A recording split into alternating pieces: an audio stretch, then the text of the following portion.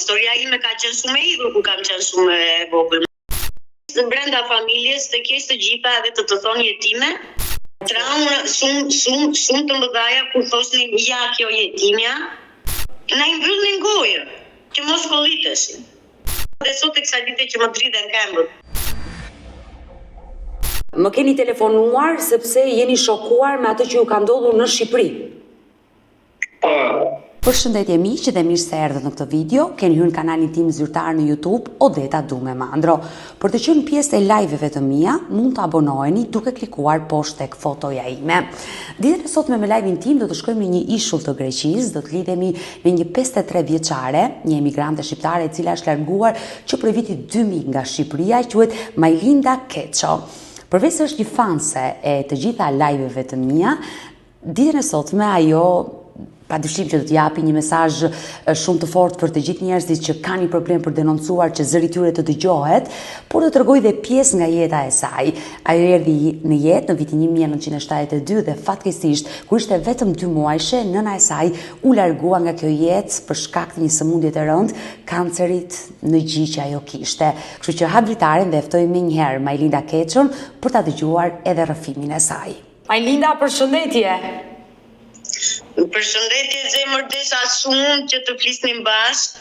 Shikoj gjithë ato episodet që i veti në televizor dhe të përshëndes shumë. Të falenderoj sinqerisht për të gjitha ato ankesat që bëjnë gjithë familjet shqiptare dhe nuk më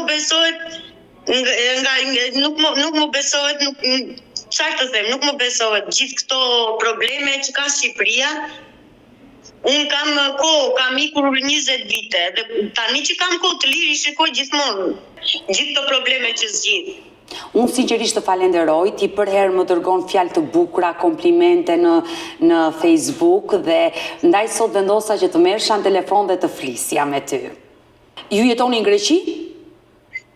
Po, unë jetoj në Greqi, në një ishull të Greqisë, që mban 1 orë me Atinën, dhe kam 20 vite në Greqi. Në çfarë ishulli jeton? Idra. Në Idra të Greqisë, ke shumë vite, je bërë greke besoj. 20-23 vite që do me thënë që jetoj në Greqi. Fëmijët ishin shumë të vegjël. Kur erdhe në Greqi? Dhe janë rritur në Greqi. Unë më shumë të mora vetëm për atë dashurinë, respektin, mirëkuptimin që u jep njerëzve kur nuk kuptojnë nganjëherë, nga që janë të ankosur, nga që janë të stresuar, nga që janë të mbetur, pisën, si të them, nga jeta, nuk kuptojnë, duhet t'u sqarosh nga 2-3 herë dhe ke shumë durim të madh. Sinqerisht më pëlqen. Sinqerisht të falenderoj për gjitha fjalët e mira që po më thuaj sot dhe ndiem e lumtur kur shumë njerëz arrin ta kuptojnë qëllimin tim, atë dritare që un kam hapur dhe flas me këta njerëz gjithnjë për t'i ofruar atë ndihmën, por ndonjëherë edhe kur ajo ndihmë nuk ofrohet, sepse një gazetar nuk mund të bëjë gjithçka, por thjesht ai rrëfimi i çliron njerëzit. Kanë shumë problem të dalin aty të tregojnë historinë e tyre. E qartë, çdo njeri e ka të vështirë të flasi dhe t'rregojë historinë e vet, por rrëfimet i çlirojnë. Ti ke shumë vite që je larguar nga Shqipëria dhe ndoshta këtë realitetin në Shqipëri e ke harruar. Si të duket si një emigrante kur dëgjon histori të dhimbshme? Histori gra që dhunohen akoma? Unë një histori të dhimbshme kam që më ka dhembur sinqerisht, ishte një vajzë nga Korça që kërkonte fëmijët e saj që dhunonte bira, dhunonte buri, që ishte shumë e vogël, që nuk kuptonte ta bëj prirë të fëmijës, por kur nuk ndihesh mirë me veten tënde, nuk kupton veten tënde, atëherë nuk e bëj dot prirë të fëmijës. Duhet të shpëtosh veten tënde një në brendësi pasaj fëmijët. Marieta Diko, bëhet fjalë për Marieta Dikon. Po. E ke ndjekur atë episod? Për atë episod. E kthej gjithmonë, e shikoj.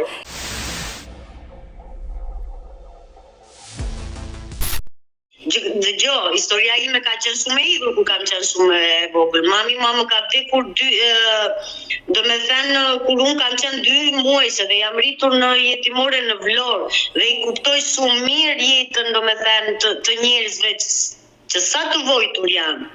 E dashu Majlinda, i rritur në jetimore? Po, jam rritur në jetimore në Vlorë edhe më ka lënë mami 2 muajse. Unë isha fëmia e fundit kur mami ka vdekur që nuk ka asnjë lloj fotografie që ta shikoj mamin tim. Nuk e ke njohur kur fatkeqësisht, as nëpërmjet fotove. Po, vetëm as në foto. Në atë kohë kur kam lindur unë në 72-shin, nuk ka bërë foto mami me babin. Por babai u detyrua të lindë në jetimore si ti ke qenë e vogël, foshnje. Sa kohë qëndrove në jetimore? Kur u ktheve në familje? Unë u ktheva në familje kur isha 6 vjeçe, kur babi u martua, vendosi të martoheshem me të dytën. Po asaj s'mund t'i them njerë se ajo vërtet më lindi mami, ala ajo më rriti dhe quhet nëna ime. Unë i thos një gjithmonë mami. Të gjithë vëllezërit që kam të rritur, se jemi 5 fëmijë dhe unë isha e fundit, i thosnin nane, kurse unë jam nga Pogradeci, nga qyteti Pogradecit, brenda nga Pogradeci. Njerëkës i ke thërritur nën? I kam thirrur, po, mami. Ajo do me thënë u bë sebeb që më mori mua se mua do më virësonin, një familje. Por më vjen mirë që e rritur me dashuri nga ajo, do me thënë të ka zvënsuar figurën e nënës që e humbe kur ishe e vogël. Po, më ka dashur ka nëmë si fëmijën e vetë. Me gjithë të mirat. Por fëmijë të tjerë, babai me njerëkën bën, ke motra dhe vëllezër? Jo. Historia e saj që ishte shumë e idhur, do me thënë ajo lindi vetëm një djalë, edhe ai e la për atë arsye se nuk linte fëmijë të tjerë, deshte shumë fëmijë. Dhe ajo kishte provuar, do me thënë dhimbjen e fëmijës, prandaj na afrojnë e të gjithë, të 5-ve, siç ishim. Mungesa e të qenit nën e ka bërë që atë dashurinë për fëmijët e ka hedhur tek ju. Tek ne. Tek mua, faktikisht, më shumë nga të gjithë. Si e vogla e shtëpisë që ke qenë? Te vogla e fëmijës. Me thënë jetimore në Vlorë u dita unë. E dashu Majlinda, e kujton momenti kur ke dal nga jetimorja dhe i rikthyer në familjen tënde në Pogradec? Po, e kujtoj, më ka sjell një komplet të kuq. Edhe ajo, do me thënë ajo ngjyra e kuqe më afroi tek ajo. Direkt. Por besoj u përshtate me motrat, me vëllezërit, me familjen e re, sepse deri në moshën 6 vjeç nuk u përshtata ashtu siç duhet, është shumë e idhur, nuk u përshtata, nga që do me thënë të madhin e gjeta të martuar, se jemi 3 vëllezër dhe 2 motra, do me thënë 3 çuna edhe 2 vajza, 5 fëmijë. Po. Do me thënë vllai i madh e gjeta të martuar, motrën e gjeta të fejuar, 2 vëllezërit e tjerë, njëri ishte ushtar dhe tjetrin që kam në Tiranë, që jeton në Tiranë, kam mbaruar inxhinierin, ishte në Pogradec, punonte në Pogradec. Do me thënë i kam gjetur tërë të mëdhenj. Ti ke qenë e vogla fare, ti 6 vjeç ata ka qenë të gjithë rritur. Fare e vogla. E dashur, por nëna juaj nga se ka vdekur? Nga kanceri, në gjoks. Dhe nuk tregonte, do me thënë nga gjendra që kishte në gjoks, nuk tregonte, i vinte zor që të tregonte.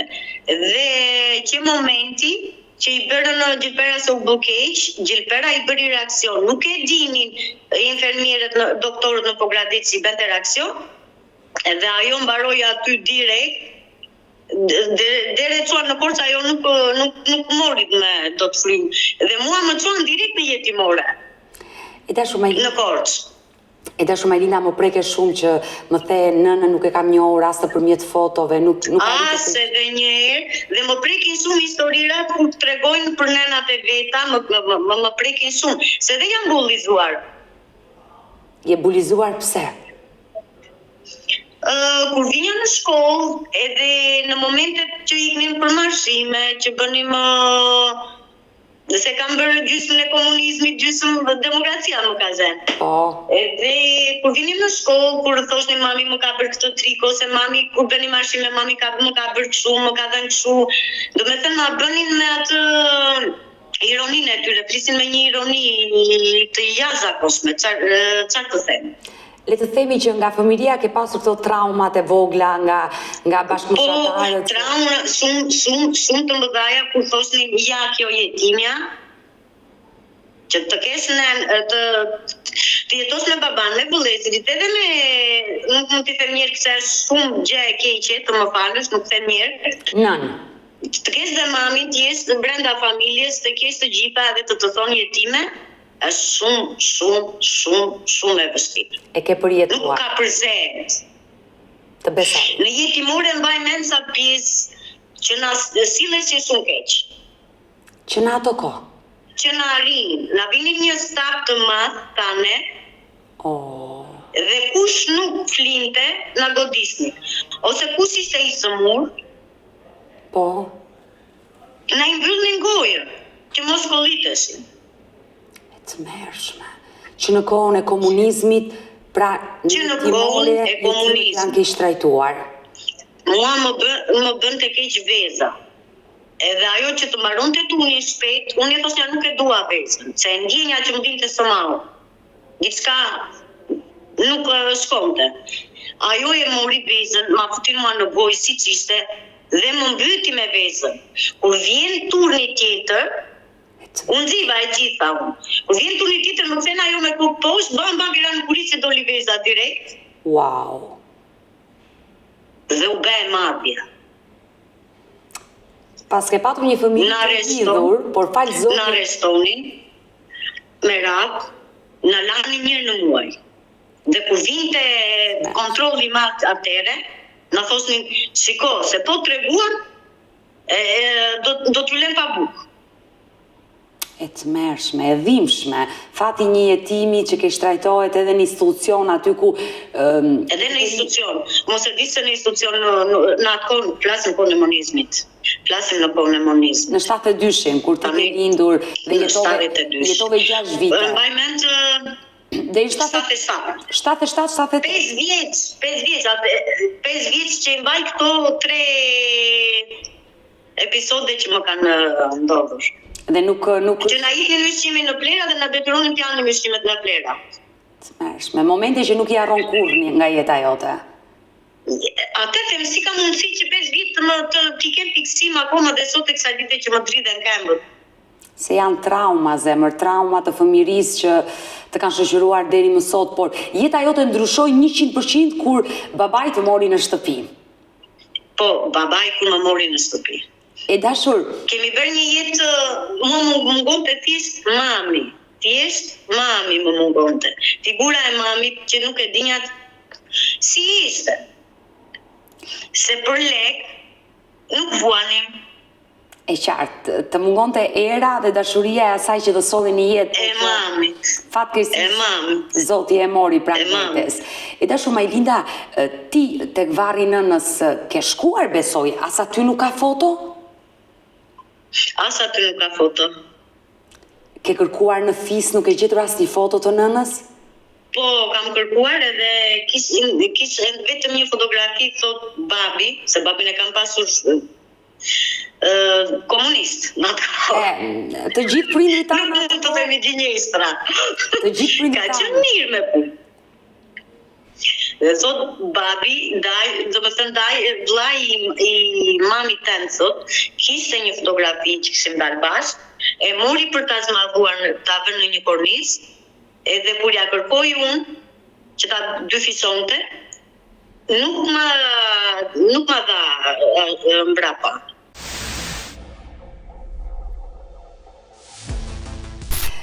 Majlinda, por vëllezërit dhe motrat që janë më të rritur, besoj që e kanë fiksuar imazhin e nënës, e njohin.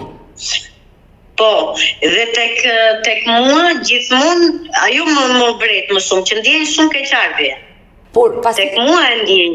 Pasi u rrite dhe le të themi u martove, vendose të largoheshe direkt nga Pogradeci në Greqi apo ke jetuar dhe në Pogradec?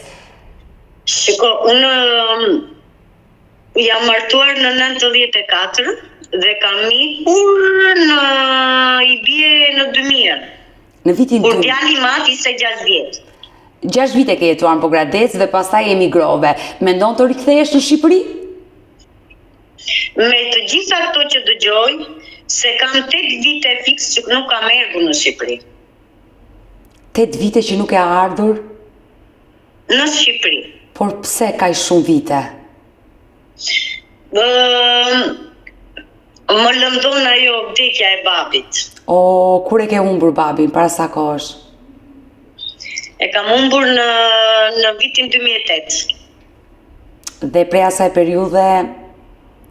Për asaj periudhe unë vinja të shumë njerë në 3-4 vite, kurse tani kam që në 2017 që nuk e ardhur.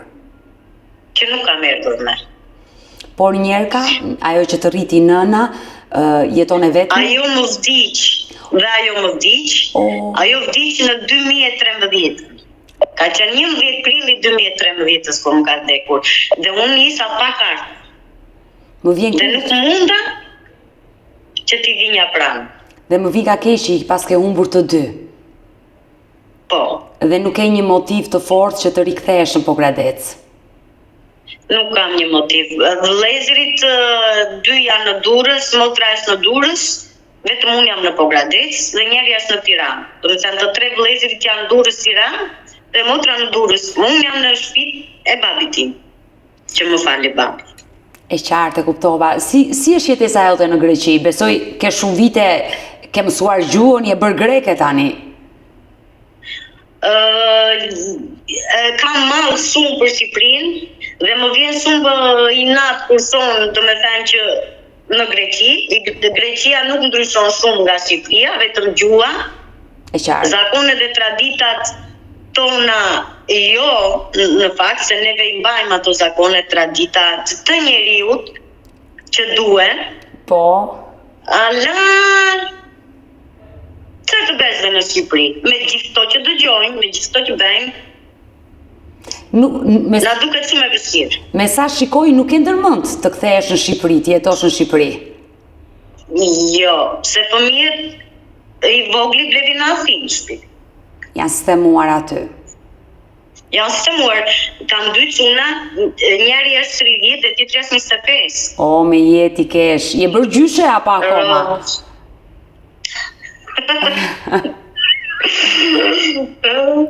Janë ende të pamartuar fëmijët?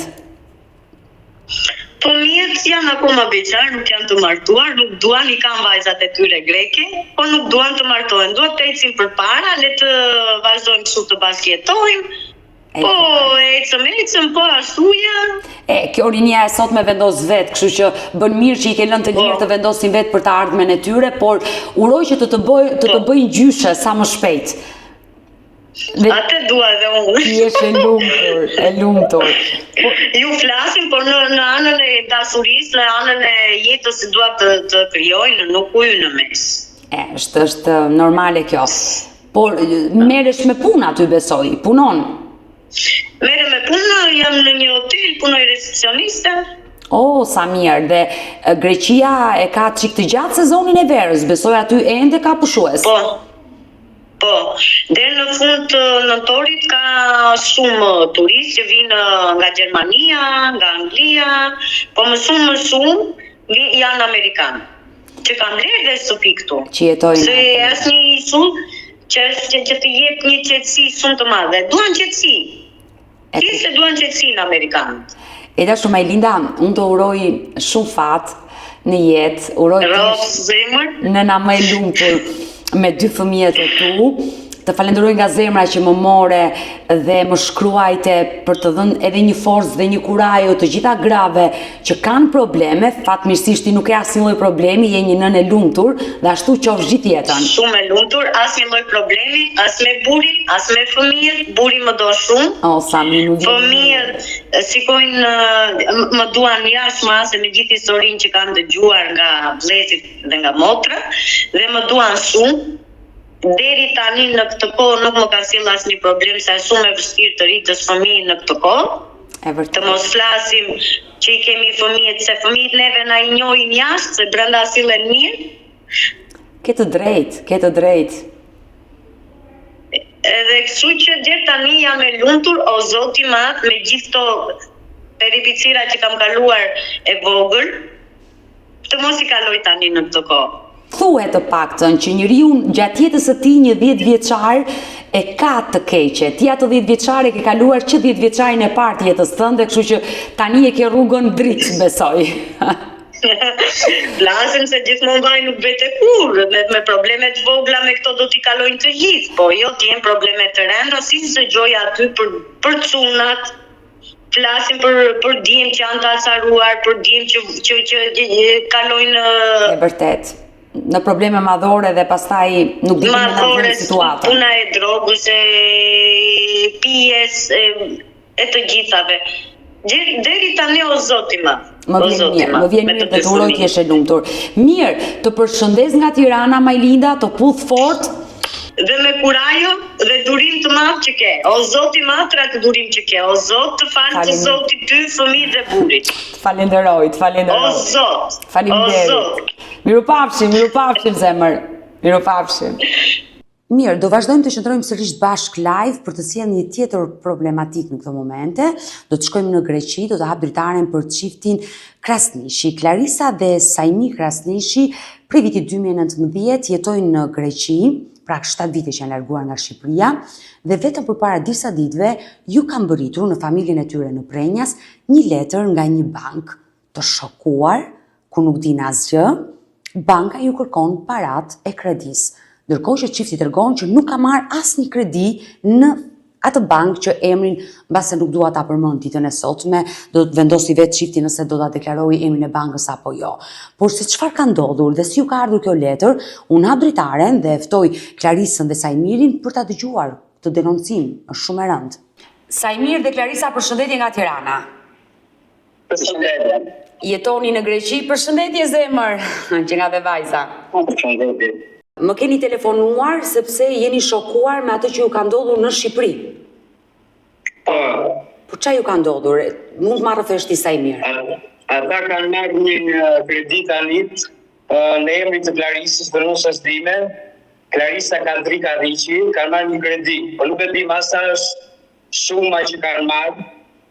Edhe kanë vënë një numër telefoni. Ne folëm me atë personin që ka numrin e telefonit, ky më del nga Prishtina, nga Bangladesi. Tani ndalemi pak ma sqaro. Nga cili vend të Shqipërisë jeni? Ne jemi nga Prenjas, nga Katili. Nga Prenjas. Librazh. Nga Librazh. Kredia në cilën bankë është marrë? Në Jute Credit. Në Prenjas. Nuk e di, nuk ka, po nuk na japën informacion. Kontaktova me bankën, domethënë po nuk na jep asnjë informacion. Na mori një gozë nga banka, me fakti shembull që duhet të vitin në banka në Tiranë, me kjo banka që të bëjmë një proces, nuk e di çfarë më do bëhet. Po tani ju shokuat kur erdhi kjo telefonat, ju s'dini asgjë për këtë kredi? Jo, nuk dini. Bilemi me këtë zonjë që fola unë në këtë dokumenti që kemi dërguar ai numri lart është një person i tjetër deri nga Prishtina i Bangladesi. Po ç'ne banka ju? Ç'ne ju merr banka ju kur personi që ka marrë kredi ka lënë numër telefoni, adresë, ka lënë të gjitha? Po, fola dhe me zonjën, fola dhe me të shoqin. Ajo kishte 3 muaj që shkruanin mesazhe. Që ne jemi kreditor. U dy të vinin mesazhe tash ti përse nuk vajte të bëjë një denoncim. Ku ti vini këto mesazhe? Mesazhi vjen aty numri, që është një numër lart në dokument, kemi dërguar. Clarisa ka drejtërisht një adresë, ajo adresa nuk është kjo. Numri është një person tjetër, a kupton? Është dhe një numër telefoni që supozohet të jetë numri im, domethënë, po nuk është i. Pra kredia është marrë në emrin tënd, Clarisa, por të dhënat, numri, adresa... Të dhënat nuk janë të mia. I përkasin një person tjetër. Adresa dhe numri telefoni, domethënë nuk janë mia. Po mirë, kur ju mori ajo e bankës, nuk i thatë që të dhënat... I thamë, po nuk na jep informacion. Nuk mund të flasim në anë telefonit, a kupton, viun, a për përqime, a për çfarë bën ata, duhet vetëm të vini këtu të paraqiteni në bankën në Tiranë. Ne nuk mund të thonë për momentin tim. Ne për momentin nuk mund të vimë edhe ata 26 me zotin do vinë për Shqipëri. Por kredia, çfarë viti ishte marrë? Se di fare, se di, me zdi asgjë se ne titra në ka tani para 2 ditësh. E po në Shqipëri qa nuk ndodh? Po, edhe nga që ke bërë shumë gjara që ke zgjidhur, edhe thamë të merrem me inshallah pisha. Nga misioni juaj, ja kupton. E qartë, sepse ju keni, më thatë, unë pyeta që në fillim, sa kohë keni në Greqi dhe ju më thatë kemi që prej vitit 2019 që jetoni në Greqi dhe keni plot vite, sa i bie, 6 vite që jetoni aty. Dhe nëse kjo kredi... Pastaj, më falni, kur kësaj zonjës që shkonin këto mesazhe për debitor, për të kthyer dhe lekët, që është ai numri, ku kishte 3 muaj, neve kemi hapur 1 vit që kemi vajtë në Shqipëri. Ishëm në korikë. Ne kemi qenë në Greqi kur marrë kredia dhe nuk e dim sa, si, te cila banko marrë. Edhe unë duam shëllë në momentin që ti ke dhona të kredi, ke kamera, ke çdo gjë, në qoftë se jam unë personi për asnjë të tjetër. Unë dua zgjidhjen, se sot mori te mua për shembull nesër do marrë të tjetër. E qartë, kuptoj shqetësimin tuaj, sepse në radhë të parë, ajo gjë vërtetohet shumë lehtësisht nga firma. Një kredi ku merret ka një kontratë ku në fund firmos kredimarsi dhe ajo vërtetohet nga firma që nuk ka qenë firma juaj. Por mund të ketë ndonjë ngatërres, por prap emër, atësi mbi emër të sakta të juas, çka ngatërresë mund të jetë. Por të lutem, dua të pyes Sajmir dhe të më thuash, numri që gjetet aty lart e morën në telefon, ishte zonjë apo zotri? Zonjë ishte. Zonjë. Po ajo zonja çfarë tha? Jo nuk jam unë filloj të gënjente, të bonde, nuk e di mua duke si mashtrim, nuk e di. Po në këtë bankë që të marrësh kredi pa konfirmimin e numrit, të marrë telefon, ta qajte me lekët, nuk mund të shkosh ti marrësh. Ajo ka folur me ato para, nuk e di si janë. Dyshoj me pasja, nuk mund t'i bëj faj, ja kupton. Se me këto do merren shteti, do merren ju. Por ajo zonjë që kishte 3 muaj që i vinte çdo muaj mesazh nga banka, nuk ishte interesuar. Juve sa ju erdhi letra u vut në merak. Jo, nuk interesuar. Unë i thash në momentin ti, kur ishe ka që pas, të vinin të mesazhe, përse nuk vajte të bëjnë një denancim? Dhe çfarë të tha? Nuk ja vura vesh në banka që mund të ja vura vesh, nuk e di, mashtrim, nuk e di, nuk e mund të besoj. Dhe nga ishte kjo zonjë? Kjo është nga Bishenja, si Hipokratesi. Fola dhe me burin e saj. Po. Se më mori ai më tha nuk e kërcënuar, unë nuk po e kërcënoj, thash. A është si kur t'ishte numri im, thash të njëjtin gjë do bëni dhe ju do më merrni telefon, thjesht për një sqarim. Unë nuk merrem me ju se kam dy fëmijë, ka familje, ka shtet pra të punë, si kur kush ka fajt e ty në ndjekje penalitetit. Qartë. Nëse jam fajtur të vazhdoj shtetin, nëse ai të vazhdoj. Pastaj nëse në këtë bankë, ka kamera, nëse u ka vajtur në bankë, ka kamera, ato gaboj shumë, po unë nuk funksionoj fare. I gjen ata të drejtat që kursi ka bërë këto mashtrime. I dashur Sajmir dhe Clarisa, e kuptoj shqetësimin tuaj dhe është një shqetësim vërtet i madh, që të jesh në Greqi prej 7 viteve dhe të vi një letër se ke marrë kredi ku ju s'keni lidhje me këto kredi, është e frikshme realisht. Por ajo që unë po arrit të kuptoj është që meqense gjithnjë bazohem nga ato që po më tregoni te ky live. Meqense kjo grua ka treguar që kam 3 muaj që më vin mesazhe në celular, do thotë kjo kredi është çelur përpara 3 muajve, sepse në momentin që çelet një kredi, nga ai moment banka çdo muaj në datën e caktuar që duhet paguash kostin e radhës të kujton me një mesazh. Se të gjithë e dim të informacion, që do thotë kjo kredi është çelur përpara 3 muajve dhe logjikisht ti nëpërmjet sistemit Teams e verifikon plotësisht 200% që ti ke qenë në Greqi dhe nuk ke qenë në Shqipëri. Po pra, çdo gjë do të marrim me sistemin Teams, me kamerat ku do kjo kush ka ka marrë ato para, nëse ka kamera mua ja më dhe që do të them 20 ditë më vjen kënaqë, më të pak do ta them suran. Nëse nuk pasë të stonga si do. Pastaj kjo zonja nuk e di me numri. Ajo që po t'ishte e pasur, po të shkonde, po të bënë së mi thash, nëse ju do keni dorë, do fut brenda, do merë shteti me ju. Sajmir dhe Clarisa, mua do më dërgoni numrin e asaj zonje nga Pogradeci. Do më dërgoni... Është në dokumenti që të kemi quar e numri ratë në telefonit, nga sajet. Numri saj, dakord, e kam numrin atere. Do më dërgoni dhe numrin e bankës që ju ka marrë. punojësja e bankës që ju ka marrë në telefon, që unë të lidhem dhe të më shpjegojnë edhe mua situatën si një gazetare që jam që po marrë të denoncim dhe kjo histori të bëhet publike se është të vëzhduar në kokë të ndodhi kjo gjë, të marrim një shpjegim se ndoshta mund të ketë ndodhur në një keq kuptim.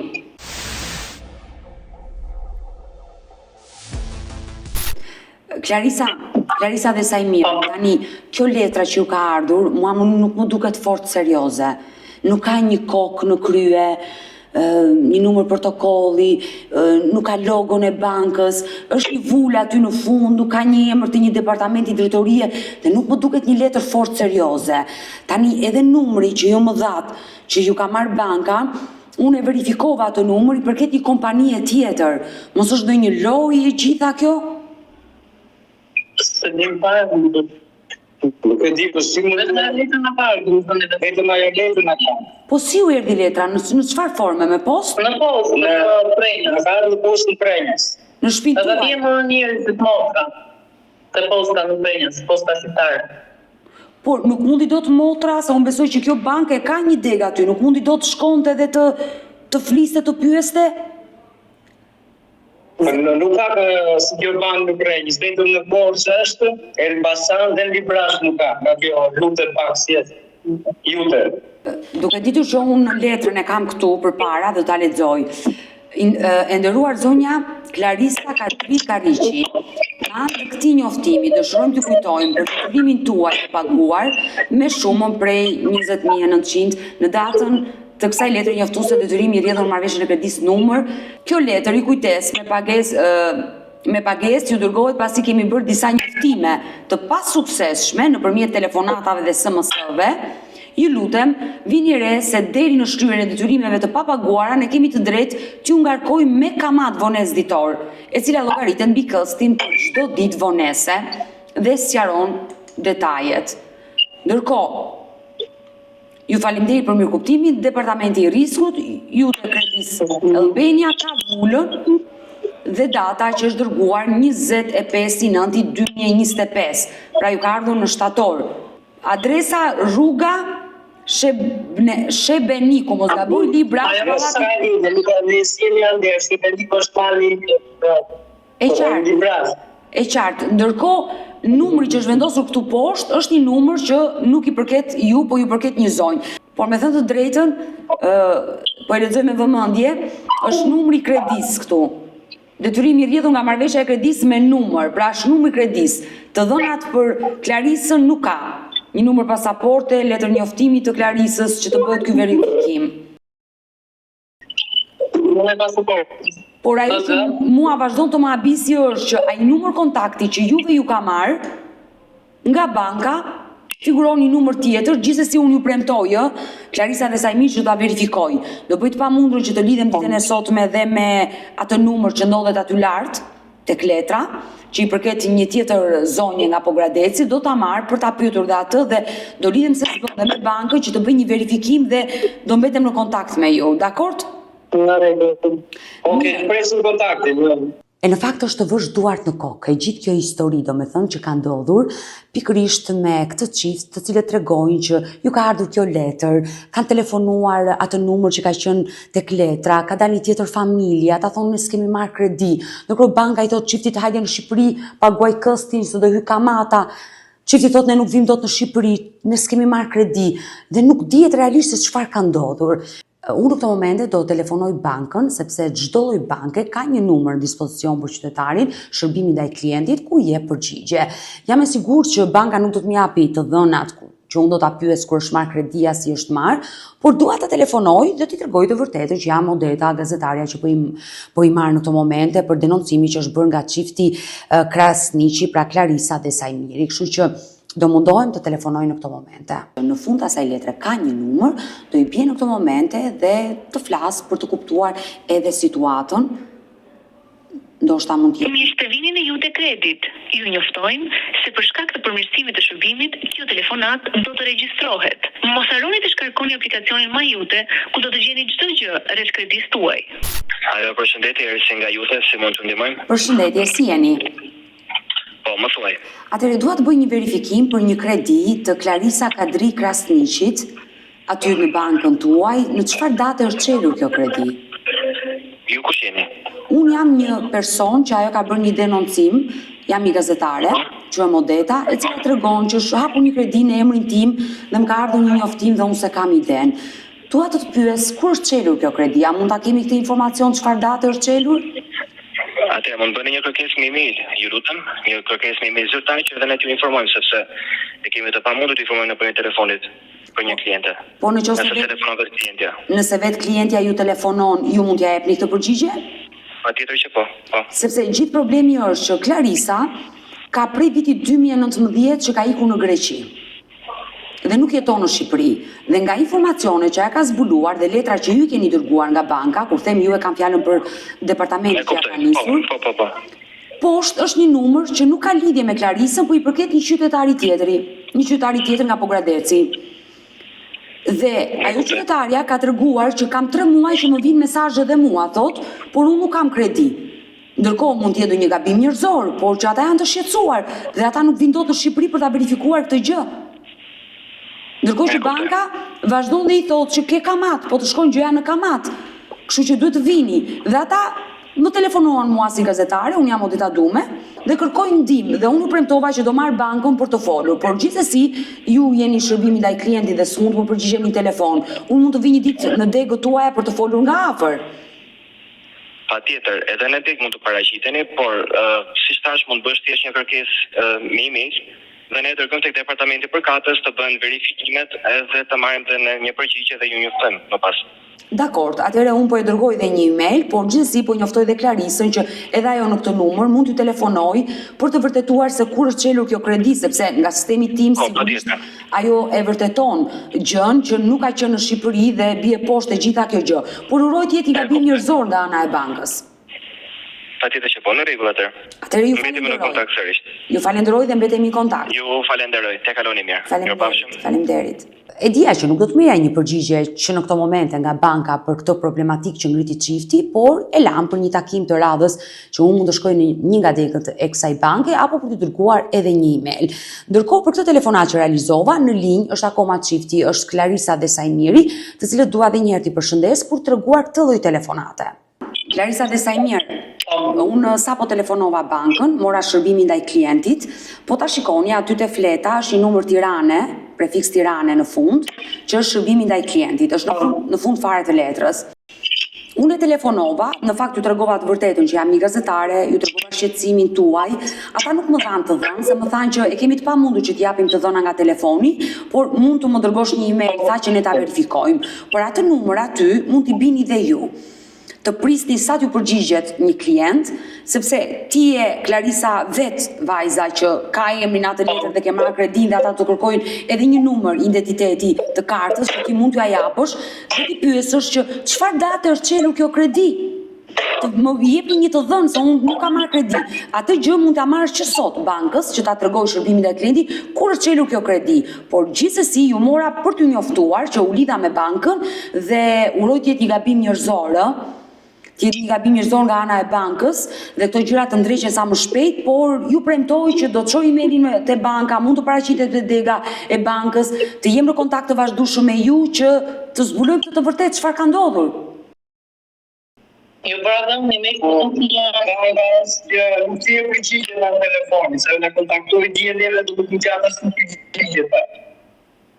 Ju kam kontaktuar dhe në email edhe nuk mund të në japin të më një përgjigje nga me bankës. Sepse nuk ekziston sot ky email ose ky numër telefoni i regjistruar të bankës. Do të thonë emaili që kam vetë personalisht.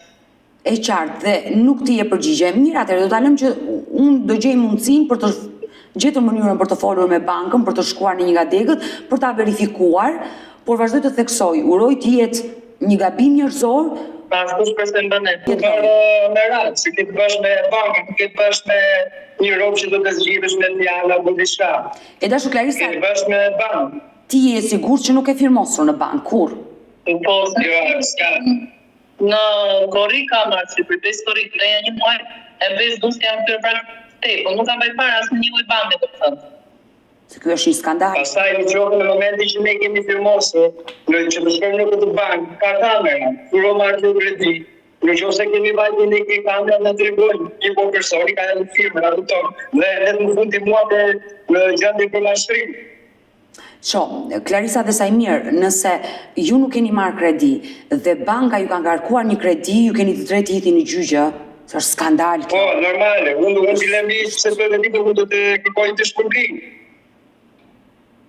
Unë të jetë dhe në gjyqë, se unë do kërkoj të drejtën time, do ata di kush i ka marrë.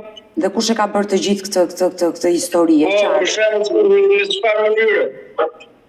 Mirë, do ta lëm që të mbetemi në kontakt, sepse jemi lidhur disa herë ditën e sotme, por gjithje për të bërë verifikimet, do më jepni dhe mua kohën e dur, do bëj verifikimet dhe do t'ju telefonoj sërish. Të jemi në linjë, në pritje, po pres. Okej, do jemi në kontakt. Okej, ju do qëndroni në linjë. Mirupafshim.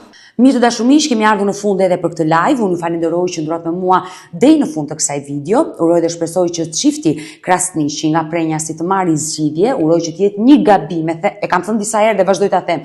Uroj që të jetë një gabim nga ana e bankës, një gabim njerëzor, sepse do ishte një skandal, jo se nuk ndodh në Shqipëri, kemi dëgjuar plot në për këto lloj bankash që kanë dalë kredi në emër të personave të cilët nuk kishin marrë asnjë në jetën e tyre kredi.